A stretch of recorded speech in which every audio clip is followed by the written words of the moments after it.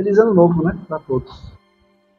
O legal de começo do ano é que a gente pode, durante um bom tempo, desejar feliz ano novo, né? Porque hoje é dia 6, ainda dá, né? Estamos no começo do ano. E boa noite a todos. Quem vai assistir em outros momentos também, que está pelas redes sociais circulando aí, né? A gente começa o ano discutindo, falando, analisando, refletindo sobre o capítulo 6 do Evangelho, que é o Cristo Consolador.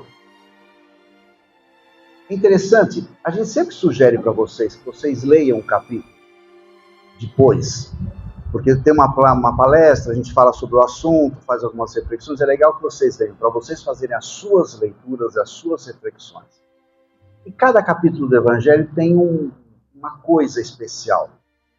Esse aqui tem uma parte muito poética, e ele muito apropriado, como todos os capítulos do Evangelho são, para qualquer época do ano, são extremamente atuais.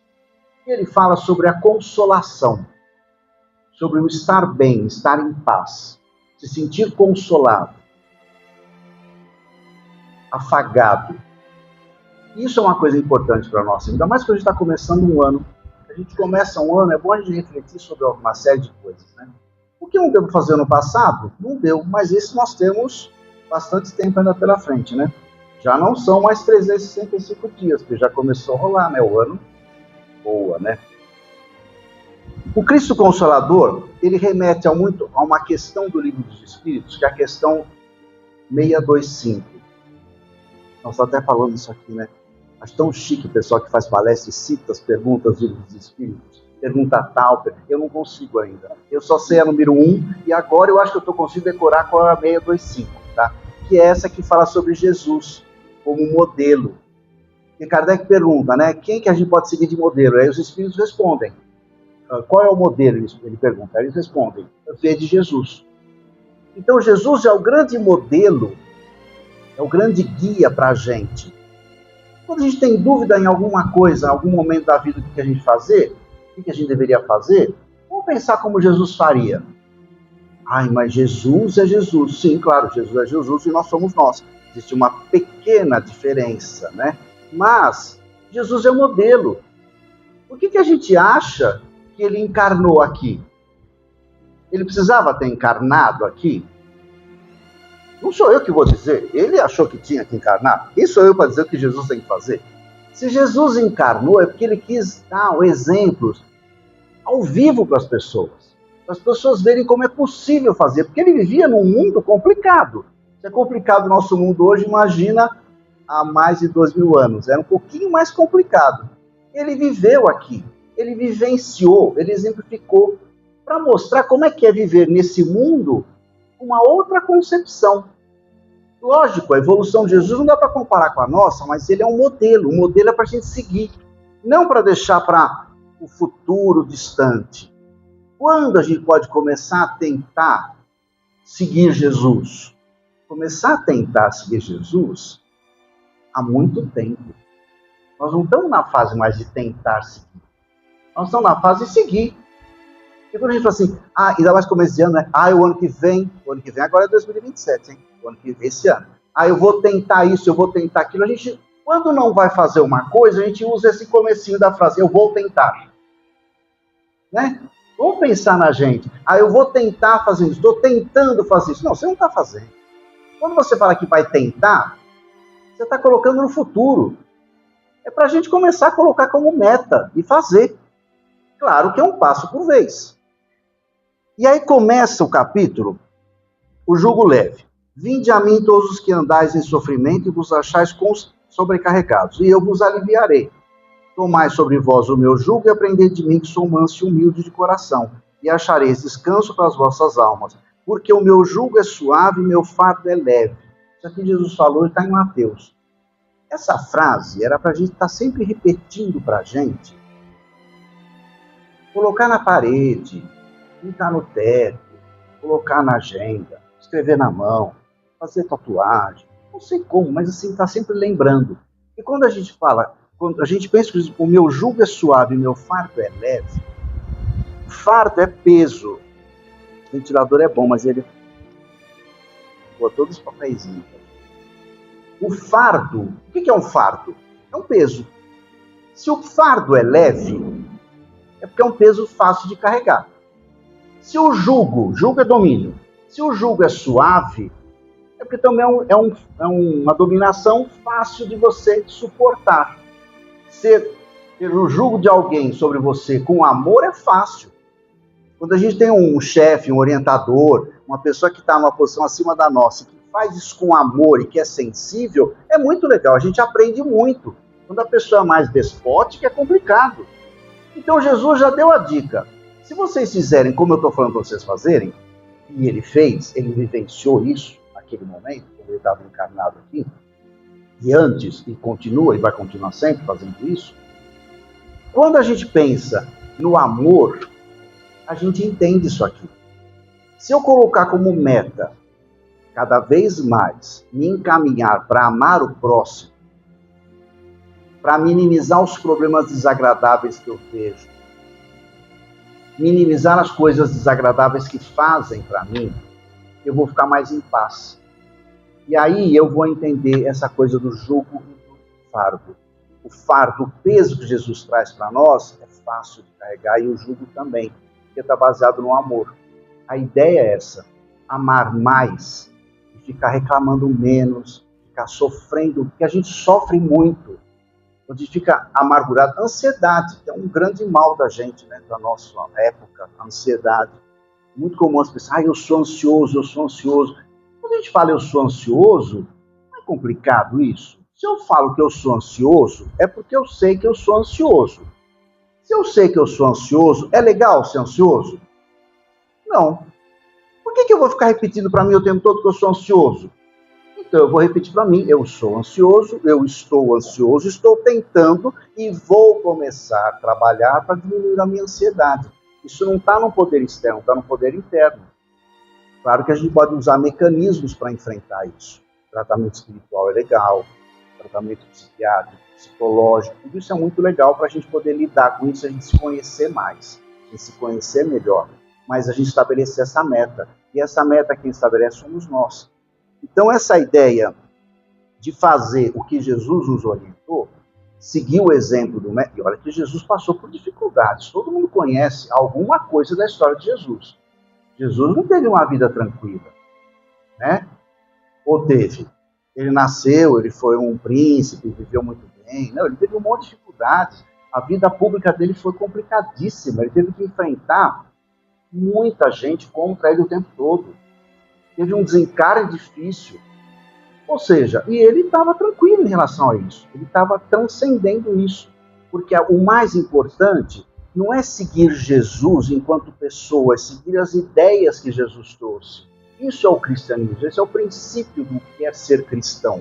Seguir as ideias que Jesus trouxe. E a pessoa de Jesus encarnou isso. E aí ele fala o Consolador prometido. Por quê? Jesus, quando ele esteve aqui encarnado, ele falou, olha, eu vou mandar o Consolador para vocês. Que vai explicar umas coisas que vocês não têm condição de entender agora. Isso há 2000 anos. Nós entendemos que o Consolador seja o Espiritismo. Então, quando os Espíritos se colocam, vem o Espírito, a verdade, e se apresenta como a verdade, que Jesus falou que eu vou mandar para vocês a verdade, o Espírito da verdade, e a gente identifica nesse momento que essa doutrina, que é a doutrina dos Espíritos, não é a doutrina dos Espíritas, é a doutrina dos Espíritos. Então, os Espíritos estão trazendo um conhecimento para nós, organizado por quem? Por um Espírito que comanda, que é a verdade, um Espírito do grupo de Jesus, daquela faixa, trazendo coisas, explicações, retomando o que o Cristo trouxe, retomando o cristianismo e ampliando. Então, retomou-se muitas coisas que Jesus trouxe e ampliou-se mais conhecimentos. Isso aqui é Jesus, tá? Isso aqui está em João. Se me amais, guardai os meus mandamentos. E eu rogarei ao Pai, e ele vos dará outro Consolador, para que fique eternamente convosco, o Espírito da verdade, a quem o mundo não pode receber, porque não o vê nem o conhece. Mas vós o conhecereis, porque ele ficará convosco e estará entre vós. Mas o Consolador, que é o Espírito Santo, a quem o Pai enviará em meu nome, vos ensinará todas as coisas e vos fará lembrar de tudo que vos tenho dito. É a ideia do Espiritismo. Os Espíritos, eles vêm lembrar o que Jesus falou, explicar melhor o que Jesus falou, As ideias principais ele já trouxe, ele falou sobre a encarnação, falou uma série de coisas, mas não era muito claro naquele momento.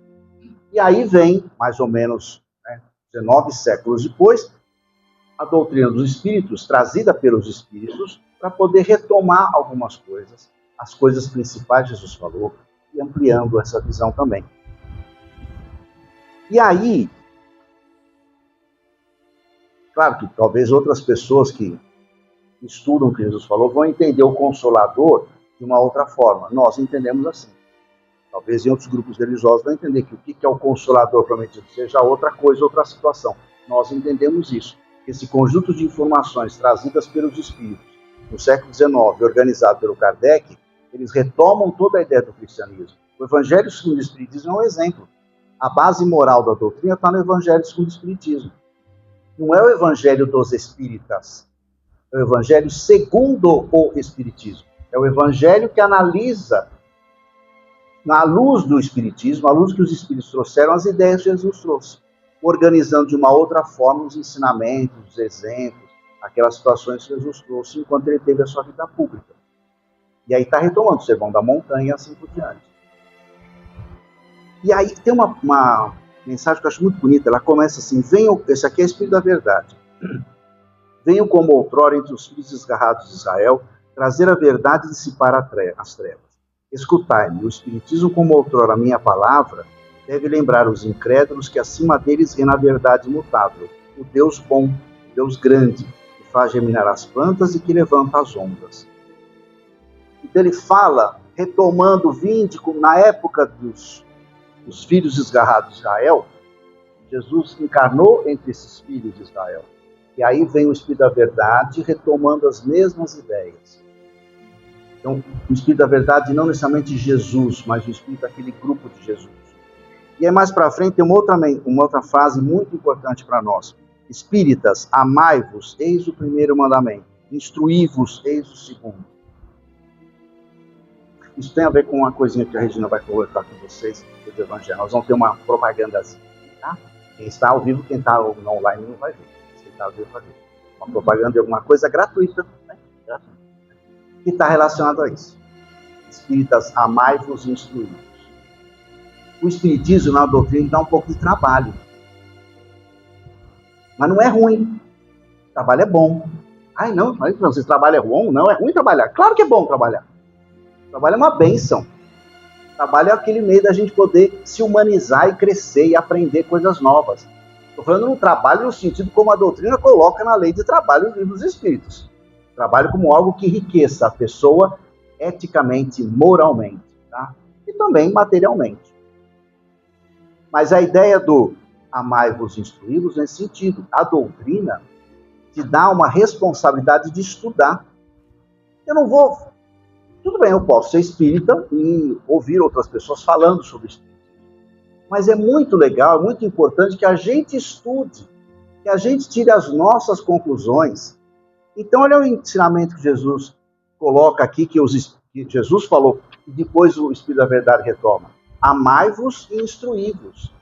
Essa dica é fundamental. Se a gente se amar, nós vamos ter muito espaço para ficar se odiando, querendo o mal um do outro. A gente vai trabalhar como se fosse um exercício, uma lição de casa. A gente cada vez mais vê o outro como um irmão, filho do mesmo Deus, que é o Pai de todos nós. Então é mais fácil de eu pensar e tentar amar o próximo. Porque ele é um irmão, ele é filho de Deus, como eu. Então, se a gente puder exercitar mais essa coisa do amor, é muito mais fácil amar do que ficar com raiva. É muito mais fácil perdoar do que guardar rancor. O rancor faz um mal danado para a gente. Muito mais do que faz para o outro. Quando eu perdoo alguém, eu estou em paz. Quando eu amo, eu estou mais tranquilo.